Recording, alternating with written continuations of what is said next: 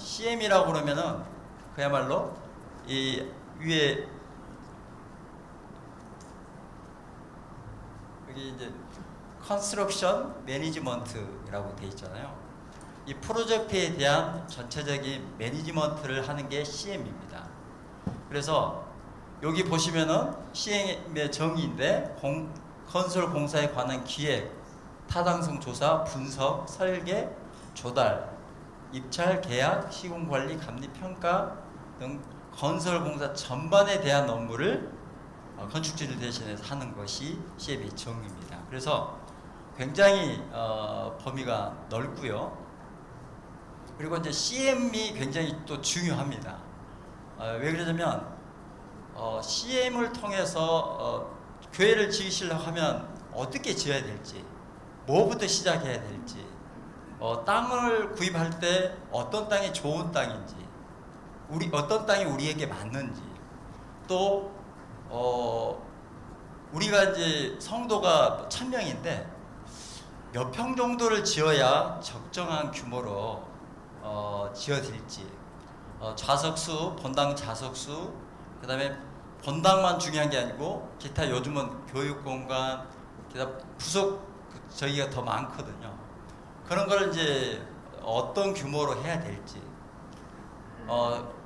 본당은 몇 층에다 해야 될지, 주차는 몇 대 정도 해야 될지, 그리고 그 외에 뭐 재개발 또 재건축 지역 안에 또 교회들도 있지 않습니까?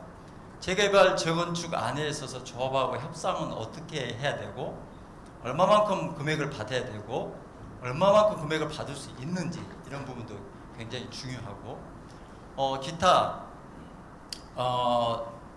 설계를 이렇게 또 선정을 하지 않습니까? 설계회사를 어떤 회사를 선정해야 좋을지, 시공회사도 또 선정을 해야 하잖아요. 시공회사는 어떤 회사를 선정해야 좋을지, 이런 부분에 대해서도 CM 업무에서 다 관여를 하고, 또 그런 것을 이렇게 제공을 하는 겁니다. 정보를 전문가적 입장에서 정보와 기술을 제공해 주는, 이게 이제 CM 업무입니다. 그리고 또 이제 우리가 돈이 지금 마련한 게 한 뭐 몇십억, 한 30억밖에 없는데 전체적으로 한 50억 정도 규모를 지으려고 하니까 20억이 부족해요. 아마 20억을 어떻게 조달을 해야 될지, 이런 부분도 CM 업무입니다. 그래서 제가 이제 저희는 CM 전문 회사는 아닙니다. 건축 설계를 하는 전문 회사예요. 근데 저희가 이제 CM을 같이 건축을 하면서 설계를 하면서 CM 업무를 같이 했어요. 그리고 제가 이제 이걸 하면서 하나, 지금 요즘 CM에 대해서 많이 CM 회사들이 있습니다. 우리 교회건축 CM이라고 해서 많은 회사들이 있는데,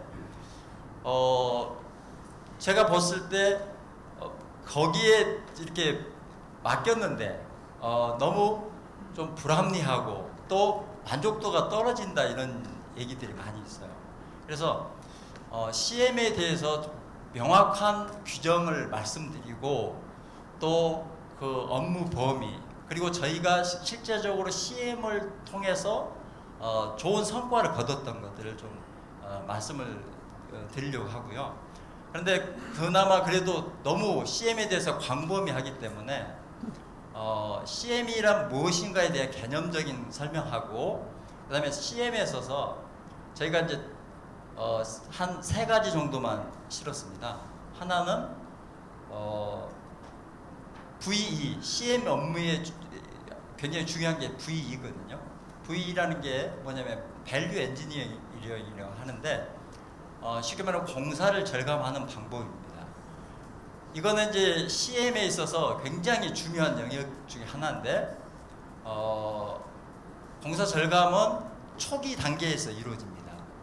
쉽게 말하면 설계가 나오고 나서, 설계가 나온 다음에 건설회사하고 계약, 그 직전 단계에서 이루어지기 때문에, 그러면 CM에 있어서의 어떤 과정에서 어떻게 계획을 수립해야 이런 효과를 얻을 수 있는지 이런 부분은 설명하고, 실제적으로 우리가 V2를 통해서 절감했던 그 저기 도면을 검토해서 절감했던 부분도 사례로 했고요. 그다음에 이제 또 CM에서 CM이 이제 이렇게 쭉 주도를 합니다. 전체적으로 건축주가 전문가가 아니기 때문에 CM에 의해서 건축 설계 또는 시공 또 감리 이런 부분을 CM 회사가 주도를 하거든요. 그렇게 됐을 때 CM 회사가 여러 가지 제안을 해야 됩니다. 좋은 시스템 제안도 설계 회사한테 해야 되고, 좋은 공법 제안, 신공법 같은 것도 제안을 해서, 왜냐면 건설 공사를 하다 보면 이제 여러분도 건설 공사에 대해서 어떻게 되는지는 개략적인 건 아시죠? 일단 골조가 됩니다. 제일 먼저 토목이 되죠. 땅을 파는 것부터 시작합니다. 땅을 파고 두 번째 하는 게 이제 골조라고 합니다. 골조. 이렇게 뼈대를 세우는 거죠. 뼈대를 세우고, 그 다음에 이제 마감공사 이렇게 과정을 겪는데, 토목공사하고 해서 어떤 공법을 이제 택하느냐에 따라서 공사비가 많이 차이가 납니다. 그 다음에 이제 두 번째는 골조공사라고 합니다. 골조공사가 전체 공사의 비중의 약 30%에서 40%를 차지합니다. 그러면 100억 공사라고 하면 골조 공사가 차지하는 비용이 30억에서 40억을 차지한다고 보시면 됩니다. 그 외에도 건축 공사가 조적 공사, 미장 공사, 창호 공사, 방수 공사, 마감 수장 공사, 목재 공사, 철제 공사, 기타 금속 엄청난 많은 부분이 있는데, 가장 많이 차지하는 게 골조 공사예요. 근데 골조 공사에서 전략을 하게 되면 40억 들어갈 거를 30억이 들어가면 10억을 아낄 수가 있지 않습니까? 네. 그리고 이제 물론 창호 공사에서도 절감할 부분이 또 있겠고요. 또 기타 마감 공사에도 절감할 부분이 있겠고, 기타 그 외에도 냉난방 방식도 굉장히 중요합니다. 뭐 100억 공사 정도 되면 냉난방 방식이 차지하는 게 한 7, 8억 정도 공사비가 됩니다. 거기서 5천만 원 줄일지 1억 줄일지 그것도 굉장히 중요한 거죠. 냉난방 그 시스템만 하더라도 EHP 방식이 있고 GHP 방식이 있고, 그 다음에 공조 방식, 안전 공조 방식이 있고, 게다가 빔충렬 방식이 있고, 여러 가지 방식들이 있기 때문에 우리한테 가장 맞는 냉난방 방식이 뭔지 이것도 굉장히 중요한 부분이거든요. 공사비하고 맞물려고 또 유지관리 비용하고도 맞물려 있기 때문에, 쉽게 말씀드리면 EHP는 일렉트릭 히팅 펌프 방식입니다. 그러니까 전기를 통해서 여론을 얻는 겁니다. 그러면 전기 소모가 굉장히 많겠죠. 그러면 월 전기료가 굉장히 증가가 됩니다. 그러면 근데 이제 이게 좀 싸긴 싸요. 그 공사비로서는. 공사비는 좀 초기 투자는 덜 들어갔는데 나중에 유지관리비는 굉장히 높아지거든요. 그러면 이걸 두 가지를 다 잡는 방법은 없는지, 이제 이런 부분까지가 이제 냉난방에 대한 부분이거든요. 이런 부분의 선택도 굉장히 공사비 저기에 굉장히 중요합니다. 그런 걸 포함해서 기타 전반적인 이 공사비를 조정해주는 단계가 V 단계입니다. 그리고 또 신공법을 CM 회사로서 제안을 해주는 겁니다. 아까 말씀드렸듯이 제가 골조공사가 전체 공사의 30%에서 40%를 차지하는데, 그걸 줄여주는 것도 CM입니다. 좋은 공법을 제안해 줘서 공사비를 절감시켜 주는 겁니다. 냉난방도 아까 그런 차원에서 말씀드렸고요. 그 다음에 이제 또 하나는 제일 어떤 규모로 해야 되는지 그러니까 우리가 1000명 규모인데 또 500명 규모인데 어떤 규모로 지어야 굉장히 적정하게 짓는지, 그리고 우리 성도들이 여러 가지 기능적인 면에서 굉장히 편리성을 갖는지, 이런 부분도 CM에서 정해줍니다. 그래서 CM이 할 게, 물론 아까 제가 말한 재개발, 재건축 안에서의 협상 이런 부분도 CM에서 합니다. 굉장히 CM이 할 일이 많아요. 그런데 저희는 이제 세 가지 부분만 사례를 통해서 이렇게 설명을 드리도록 하겠습니다. 그걸 CM에 대해서 다 하려고 그러면 너무 시간이 많이 가기 때문에. 예. 다음요. CM의 업무입니다. CM의 업무 중에서 공정계획이 처음에 하는 게 공정계획입니다. 전체 우리 교회를 시작할 때 교회가 스타트해서 설계, 또 시공, 준공, 이 과정이 얼마만큼의 시간이 소요가 되느냐, 이게 엄청 굉장히 중요합니다. 여기에 따라서 공사비의 차이도 굉장히 나기 때문에. 그리고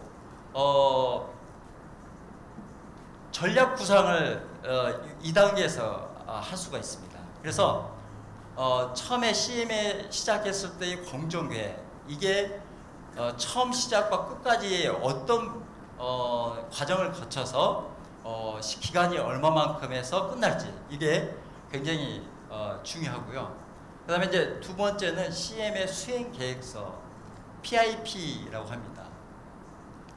이거는 이제 이렇게 프리콘 CM 업무 관리 절차 수립을 통해서 유관 조직의 업무 규정을 명확히 함으로써 부실한 설계 및 리스크 관리, 공사비 절감, 공기 단축 중에 효과를 기대할 수 있다, 이렇게 나와 있죠. 이제 저희가 이제 CM을 맡게 되면 공정 관리 계획을 먼저 잡습니다. 두 번째는 수행 계획서를 잡습니다.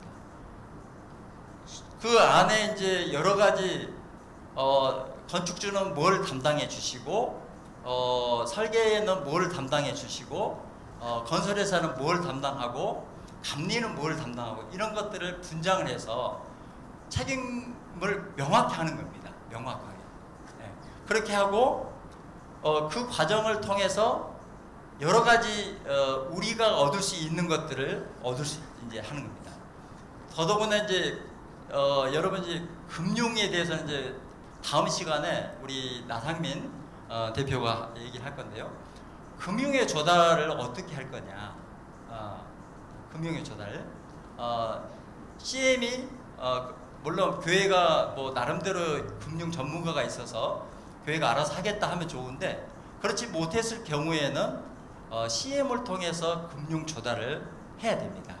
그리고 언제 시점에서 해야 될지, 규모는 얼마만큼 해야 될지, 그리고 갚아나가는 것을 어떻게 해야 될지, 이런 부분도 굉장히 또 중요하죠. 그런 부분들에 대해서 수행계획서 안에 다 들어가게 됩니다. 보시면 수행계획서의 내용 안에는 사업개요, 그 안에는 이제 공사개요, 조직도 인력 투입 계획까지가 있고요. 업무 분장, 램이라고 합니다. 그러니까 업무 분장도 굉장히 중요합니다. 금융 조달을 누가 할 거냐. 그래서 유관 부서들끼리 책임이 명확하게 하게 되면은 상당한 공기를 전략할 수가 있습니다.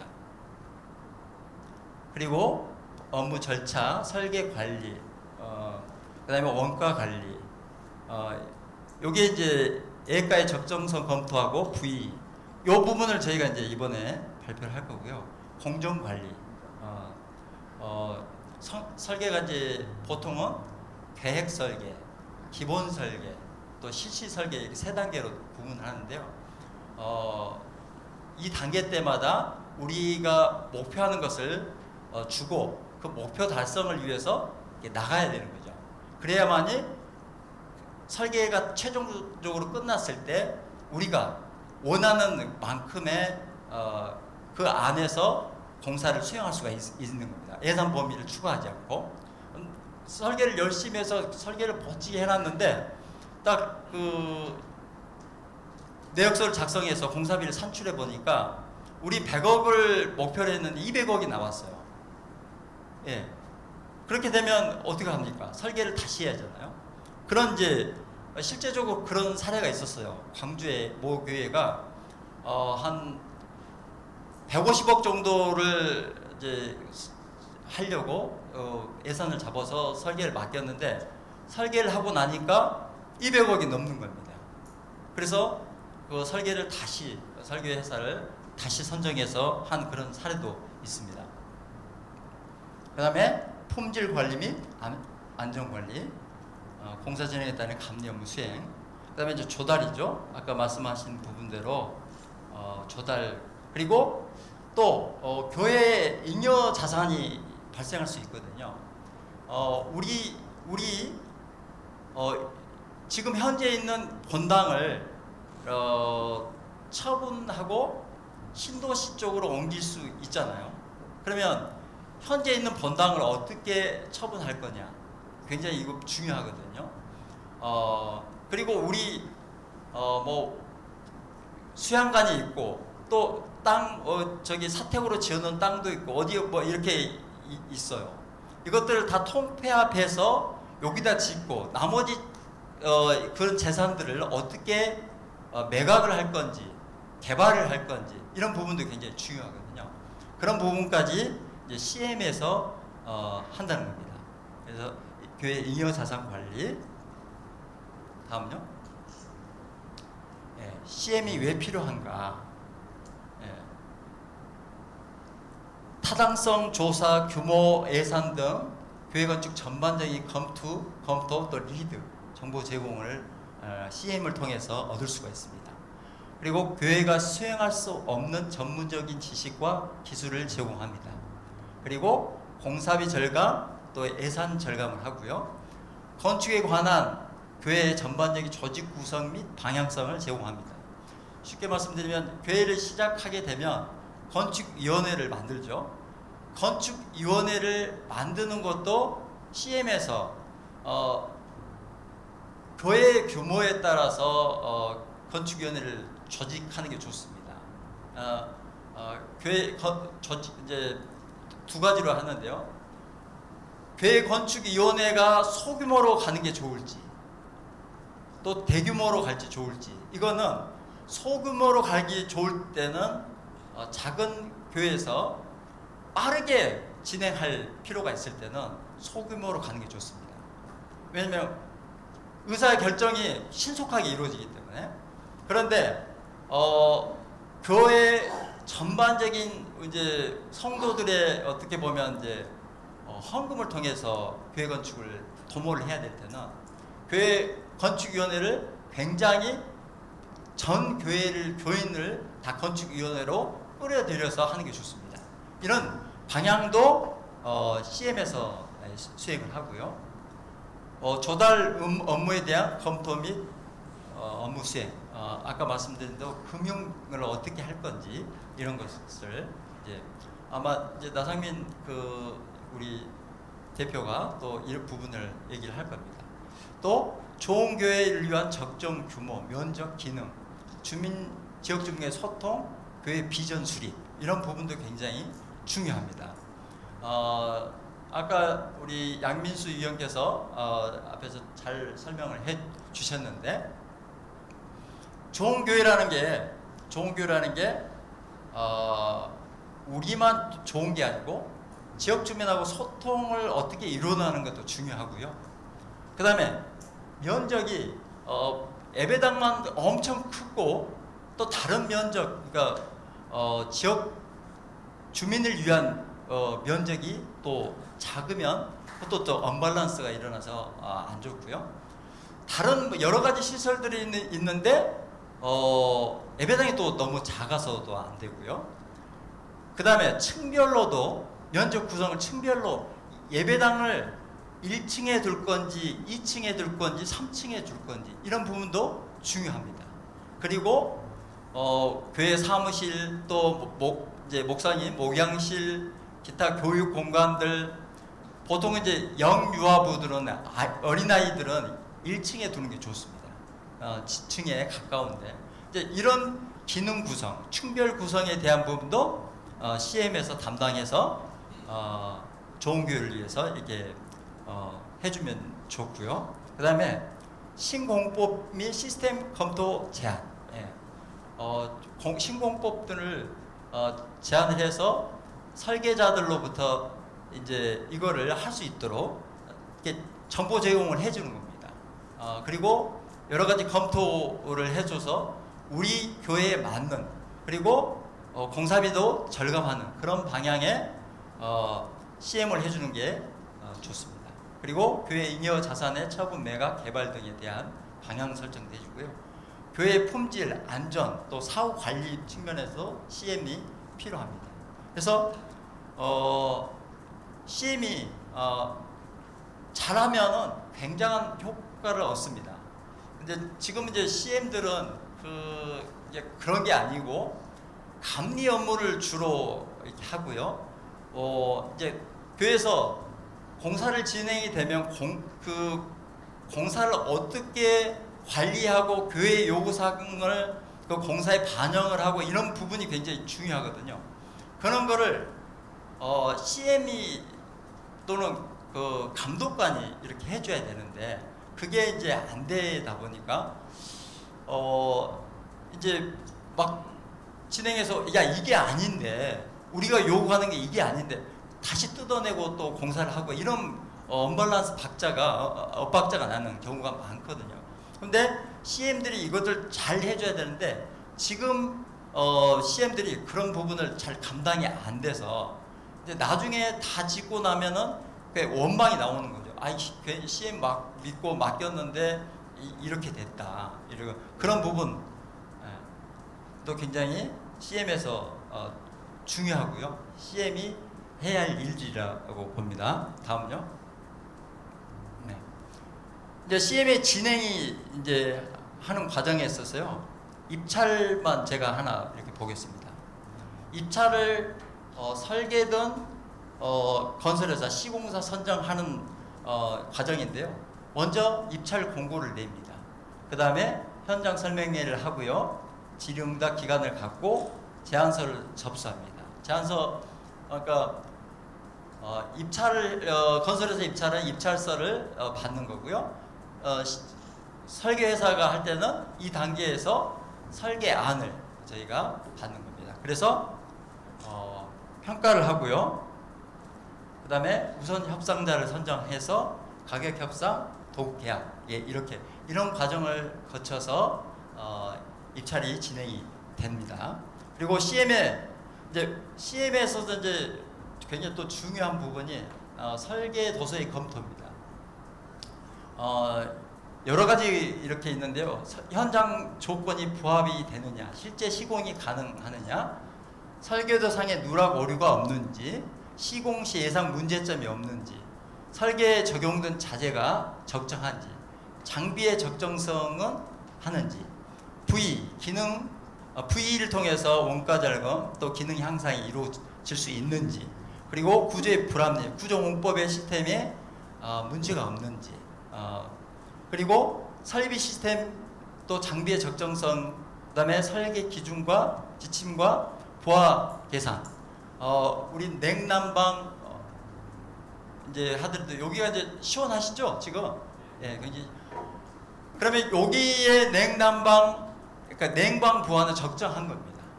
예, 여기 이 면적의 높이와 넓이에 따져서 여기 부하 계산이 이루어집니다. 적정하게 안 이루어지면 너무 막 추울 수가 있고요. 또 적정하지 않으면은 더울 수가 있어요. 아니 냉방은 하고 있는데 전혀 못 느끼는 거예요. 아니, 냉방 하고 있는 거 맞아요? 근데 바람이 안, 이런 경우 많이 있어요. 그리고 난방부하도 마찬가지입니다. 열심히 트는데 추워 죽겠는 거예요. 이런 게 설계 단계에서 이제 검토가 돼야 되고요. 타 공정하고 간섭사항, 건축, 토목, 전기, 설비 등이 이제 건설 공사를 하다 보면, 건축 공사를 하다 보면 설비 라인이 여기서 이렇게 지나가야 되는데 가운데 보호가 큰 게 이렇게 내려와 있는 거예요.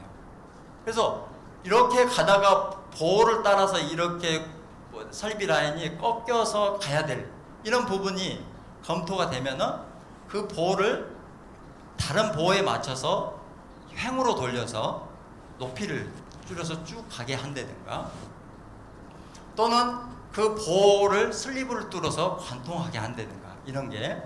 그리고 이제 기타 전기 공사하고 인테리어 공사가 진행을 하고 있는데 인테리어가 벽을 다 쳐놨어요.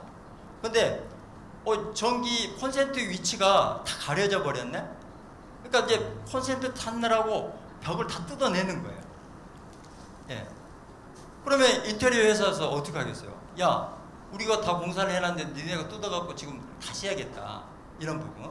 이런 게 이제 타공정 간섭 사항이 검토가 안 됐기 때문에 발생한 문제입니다. 그리고 5개 인입 배관 위치 검토를 해서 인입을 전기 인입을 하는데 우리 전기실이 이쪽 끝에 있는데 저기서 인입하면 한참 5개 배관이 인입이 길어지잖아요. 저쪽으로 가든지 근처에서 할 수 있는 방법, 이런 부분들을 조정해주고, 기타 이외에도 엄청나게 많습니다. 구조적으로 보의 크기, 기둥의 크기 이런 부분이 적정한지, 여기에 표기는 다 할 수 없지만 많은 부분들이 CM에서 검토를 해줘서 해야 될 그런 사항입니다. 다음요. 네, 다음 사례로. 네, 저희가 이제 시간이 한 7분밖에 안 남았습니다. 일찍 시작했는데도 저희가 사례를 3가지를 마련했습니다. 하나는 VE를 통해서 공사를 절감하는 거 하나고, 두 번째는 좋은 공법을 통해서 절감하는 거, 그 다음에 세 번째는 면적 구성에 대해서 CM 업무 중에서 이게 중요한 부분이거든요. 근데 이게 다는 아닌데 저희가 다 할 수 없어서 이 3가지만 사례를 들도록 하겠습니다. 저희가 목감에 있는 교회를 저희가 이렇게 했는데요.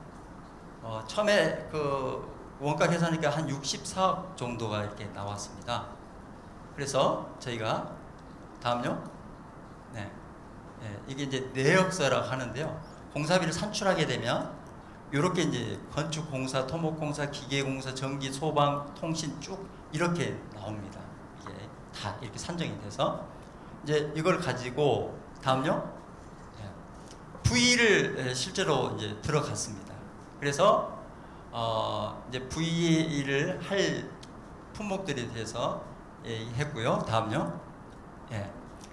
건축 공사에 대해서 쭉 검토를 했습니다. 건축 공사를 통해서 보면 이제 배치도에서 VE를 할 부분, 또 방화 구획도에서 할 부분, 실내 재료 마감에서 할 부분, 실내 재료 마감에서 VE를 할 부분. 다음요. 그 다음에 평면도에서 할 부분. 그 다음에 평면도 1층, 2층, 3층을 통해서 할 부분. 이제 이렇게 보시면 목양실 전기온돌 히팅 판넬 삭제, 추공사, 냉난방이 중복 설치됨. 이 중복으로 인해서 약 83만 원 정도가 더 이렇게 증가가 되는 겁니다. 중복되는 것을 검토해서 조정을 해서 빼는 겁니다. 예, 이런 이제 V1입니다. 다음요. 예. 그 외에도 많은 부분들을 이제 내역서를 검토해 가지고 이제 조정을 하는 겁니다. 다음요. 예. 또 토목공사에서 H 파일 근입 길이를 조정하고 토류 판의 두께 깊이를 조정하고 이런 부분. 그다음에 기계에서도 냉난방 배관에서 중복되는 부분을 다 이렇게 조정을 하고요. 전기도 마찬가지입니다. 그 다음에 소방, 통신, 각 분야의 도면을 다 검토를 해서 VE를 시행을 한 겁니다. 다음요. 예. 그랬을 때 순공사비에서는 약 3억 9,100만 원이 전략이 됐고요. 원가로 했을 때는 5억 1,700만 원 정도가 절감이 됐습니다. 그리고 별도 공사분에 대해서 부의를 했을 때 한 1억 정도 절감을 했습니다. 그래서 전체 다음요. 토탈로는 한 6억 2,400만 원 정도를 절감을 했습니다.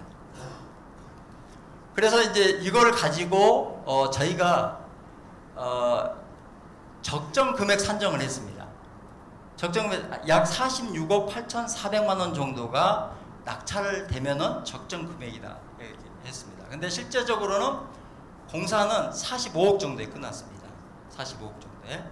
그러니까 부의를 통해서 굉장히 효과를 많이 보고 금액이 실제는 46억 정도로, 그래서 실제적인 공사는 계약은 그보다 안 됐었는데요. 44억 정도 계약이 됐는데 나중에 한 1억 정도 추가해서 45억에 공사가 끝난 그런 사례입니다. 굉장히 성공을 거둔 사례입니다. 다음요. 예. 그 이제 그 교회의 이 모습입니다. 다음요. 예. 그렇게 이제 끝났어요. 예. 예. 다음요. 넘겨주세요. 쭉. 예. 예.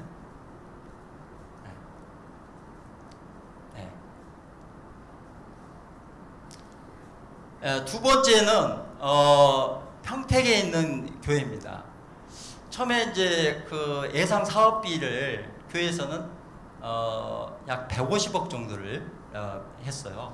건축 공사비 120억 드리고 기타 공사, 인테리어 음향 영상 특수 조명 기구 등에서 약 30억을 목표로 했습니다. 저희가 사업비 조정 부위를 통한 사업비 분석을 했습니다. 저희가 할 수 있는 금액이 124억 4천만 원이 나왔어요. 그리고 기타 공사, 그래서 실제로는 한 156억 정도를 조정을 했습니다. 실제도 이보다 좀 덜 해서 공사가 이루어졌습니다만은 어쨌든 간에 사업비 분석을 통해서 부위를 성공적으로 하는 회사입니다. 다음요. 예. 거기 이 내용들을 다 저희가 할 수는 없어서 이렇게 이제 쭉 부위를 한 겁니다. 다음요. 예. 예. 다 분야별로 한 겁니다. 다음요. 예. 다음요. 예. 다음. 예. 예. 그래서 이제 조정을 한 게 약 19억 정도를 부위를 통해서 원가 절감을 했습니다. 그래서 다음요. 예, 이 교회인데요. 예, 예, 이 교회입니다. 쭉 넘겨주셨어요. 예, 예, 예. 다음. 예. 예, 세 번째는 하남에 있는 교회입니다.